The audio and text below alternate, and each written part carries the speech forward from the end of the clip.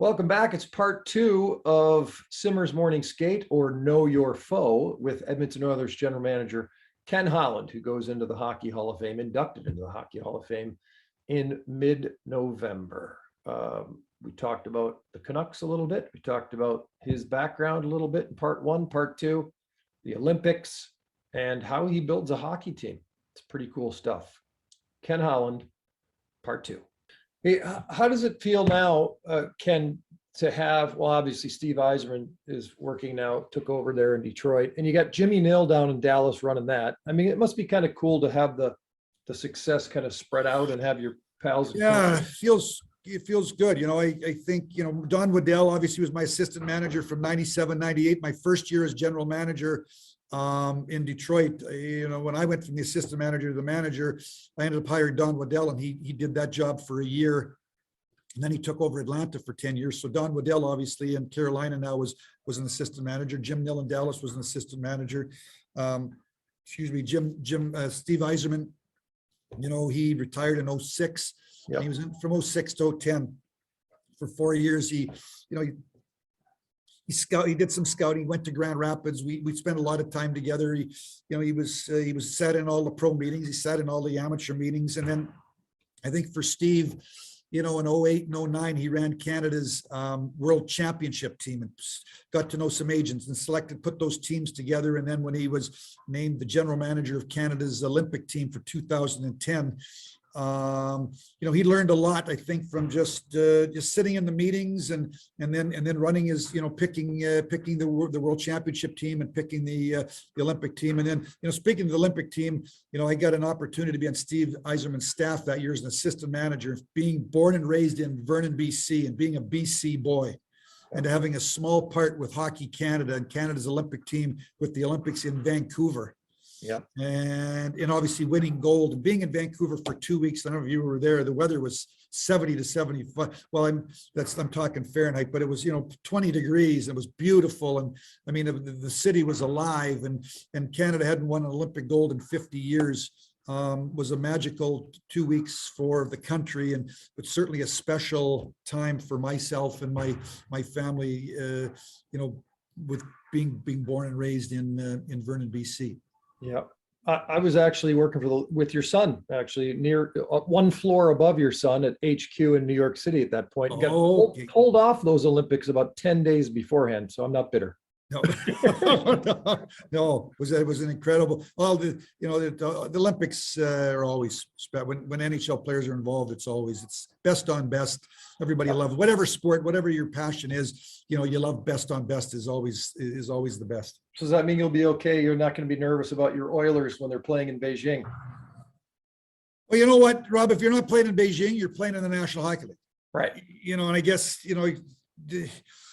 if someone's going to get hurt, they're probably going to get hurt. I guess you feel better if they get hurt playing for your team, playing versus for somebody else. But the reality is they're hurt. So, it's not like if you don't go to the Olympics, you're not going to play games. When you're playing games, there's always there's risk of injury. And I can understand why some people don't want to go to the Olympics, and I certainly can understand, being part of the Olympic intent in 2014 and knowing, how important it is to the players. It's a pretty special tournament, for 2 weeks to showcase what incredible athletes, what an incredible game that we've got. Yep. What's the secret to Ken Holland's success? Let's say in this situation with Edmonton right now, your team's, I think, 7-1. Yes. 7-1. And you just beat the Canucks here the other night. So you're walking into a situation. This is not like Detroit where you started in 97, or you started actually before that, kind of grassroots building through the organization. You jump into a position. I think I was at the game right before Peter Chiarelli was fired. I was at his last game in Edmonton, and kind of watched that thing unravel. So what's the secret to putting the pieces back together? You can't really say scouting. I mean, there's some scouting that had been done previously. In this case, you're taking over and you're having to put some band-aids together and rebuild, reconstruct. Well, first off, Rob, you need good players. you know, what makes good managers and good coaches, you got to have good players. Yeah. And I was in Detroit. I was at both ends. I became a scout in 1985. That year we had the first overall pick, Joe Murphy. I think we had 40 points, and we were on the very bottom. And I was a part of the scouting staff from 85 to 97, and in 97 we won the cup. And as a general manager, my first opportunity was to manage a Stanley Cup championship team. Right. Most people get the opportunity to become a manager when the team's at the bottom. Now I was at the bottom, but I was a Western scout and helped with Neil Smith and Jim Devillano and the other scouts help build the team through the draft, and a great ownership in the Illiches and committed. So when Detroit missed the playoffs the last 3 years, I knew it was going to be rebuild time. Like when you make the playoffs for 25 years in a row, and they had probably teams make it 10 to 15 years, and you got to go into rebuild. You get some great players, and you run them for Zetterberg and Datsuk, who are 6th and 7th round picks. And if they go in the draft today, they probably go in the top 5 picks of their draft class. So there's a major element of luck. Yeah. But those two players, along with carried the Red Wings for another decade and carried us to, a couple President's trophies and a Stanley Cup in 08 and Game 7 of 09. But the wheel turns. And, so I knew that, it was time for change. There was time for change. And Steve Yzerman stepped down in Tampa Bay. And, I went to the ownership and I said, you know what? This is a great opportunity for the organization. I hold Steve, in the highest regard, not only as a player, not only as a person, but he'd been in Tampa Bay for 9 years, and he built Tampa Bay into one of the elite franchises in the National Hockey League. So I sat in a general manager's room, and I've watched what he did, and to bring.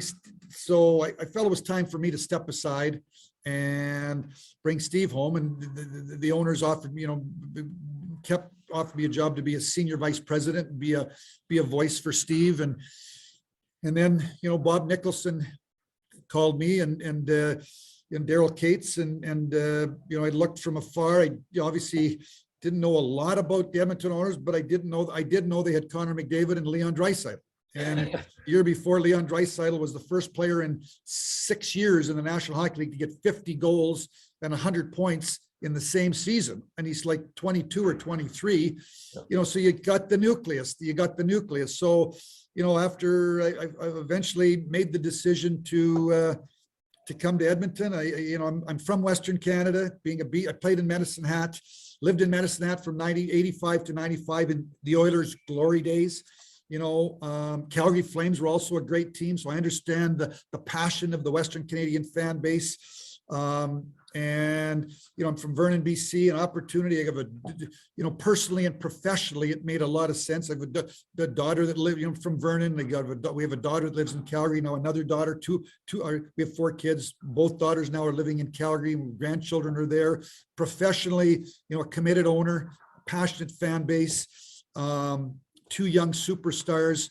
At the time they're 24 and 25 now, so they were 22 and 23, and just felt that.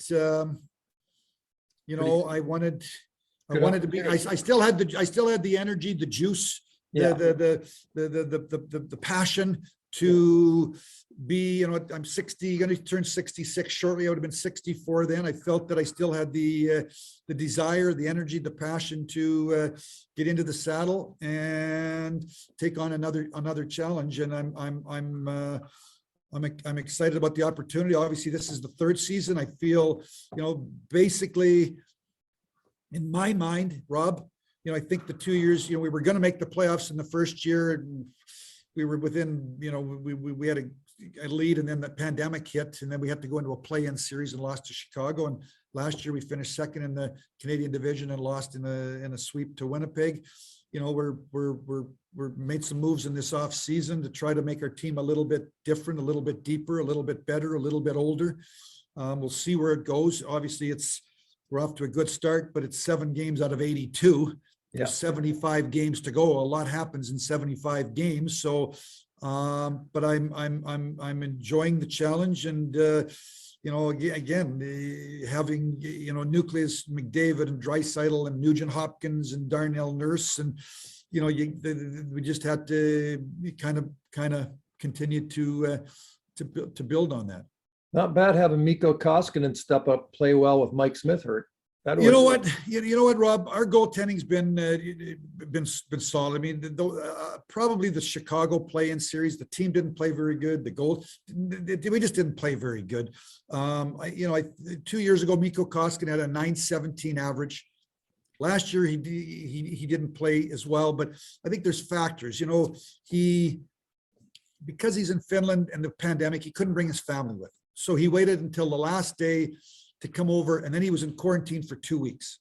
And then coming out of quarantine, we had an 8-day training camp with no preseason games. And then Mike Smith got hurt in game 1, and Koski had to play 10 out of 11 games. Coming out of a 2-week quarantine, family's not here. It's a 1-week training camp. There's no preseason games. And actually, when Mike Smith came back, he after the first 10, 11 games, because we put him on LTI, Smitty played 32 of the next 45 games, and I thought deserved votes for the Vezina Trophy. We had a fabulous year for us.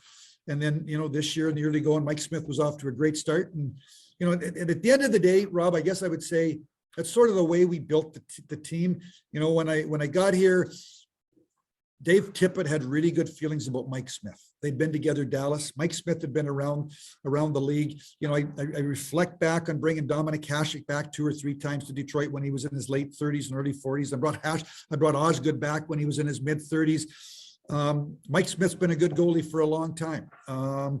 And we're not looking for him to play 60 games. He's 39 years of age, but it's 1A and 1B, and they complement one another, and we don't overwork either guy, and then if one gets hurt, the other one can carry the load for a while. So so far in the early going, so far so good. We've got a young prospect in Stu Skinner, 23-year-old goaltender that played really, really well in Bakersfield last year. Bakersfield won the Pacific Division Championship.